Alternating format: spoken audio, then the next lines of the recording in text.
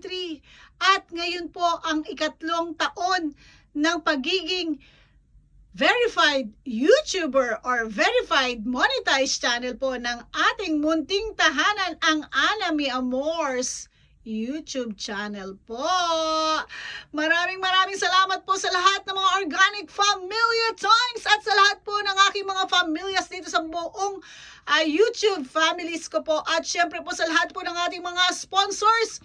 Maraming salamat po sa walang sawang pagmamahal at suporta po sa ating munting tahanan. Naway hindi po kayo magsawang ako'y suportahan at mahalin no matter what happened. Thanks! I love you all, guys!